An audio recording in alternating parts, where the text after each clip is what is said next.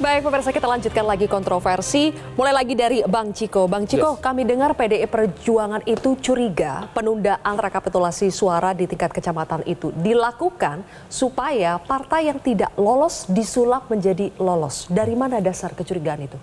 Dari apa gini ya? Saya rasa ini nggak bisa diisolir cuma partai PDI Perjuangan aja yang curiga terhadap hal-hal seperti itu. Kita ketahui dari, nah ini yang kenapa harus ada hak angket ini harus juga dilaksanakan selain juga tadi kata Mbak Titi, pelaporan ke Bawaslu dan juga MK, semuanya harus bersamaan dilakukan. Banyak hal-hal yang memang mungkin tidak bisa kita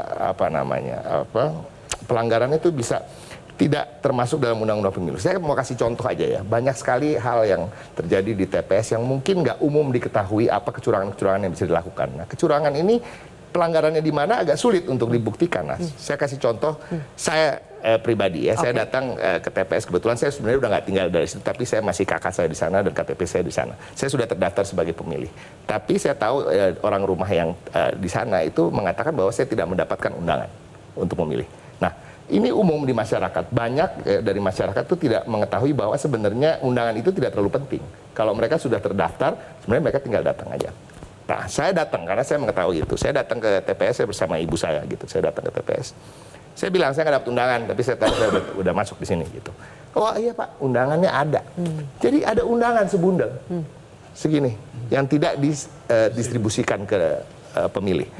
Dan saya ini udah 25 tahun berada di partai politik, ya ikut dalam tim ses capres-capres yang sebelum-sebelumnya dan lain-lain.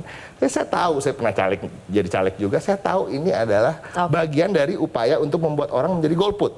Kenapa harus menjadi golput? Ketika golputnya tinggi, ada kertas suara yang tidak dicoblos. Ada juga kertas suara cadangan di situ. Dan ini dilakukan pencoblosannya kapan? Dilakukan pencoblosannya secara ilegal jam makan siang sebelum penghitungan suara. Dan ini ada viral di media sosial juga. Ada kertas suara yang dicoblos. Jadi kecurangan itu banyak sekali. 1 jam, 2 jam sebelum pemilihan. Dan kalau kita bicara soal TSM, tentu kita bicara soal dari mulai pembentukan provinsi baru, dari mulai penunjukan PJ Bupati maupun gubernur. Nah ini dari mulai pelanggaran-pelanggaran yang tidak bisa tidak diindahkan oleh Bawaslu ya. Kita bicara soal Gibran bagi-bagi susu ya kan, itu bagian dari kampanye tentunya pasti, karena makan siang gratis dan bagian susu adalah kampanye mereka gitu. Nah ini juga Bawaslu nggak menindaklanjuti, Heru sebagai PJ Gubernur DKI yang tadi saya bilang kenapa ada pembentukan PJ sama sekali tidak menindaklanjuti juga, padahal itu adalah pelanggaran untuk Car Free Day, pelanggaran. Nanti kita akan bicara lebih jauh jadi soal banyak bagaimana banget ini. Jadi kenapa sih hak angket ini perlu, dan PDI Perjuangan sedang serius dalam menggulirkan. Sedang serius ya. Jelajahi cara baru mendapatkan informasi. Download Metro TV Extend sekarang.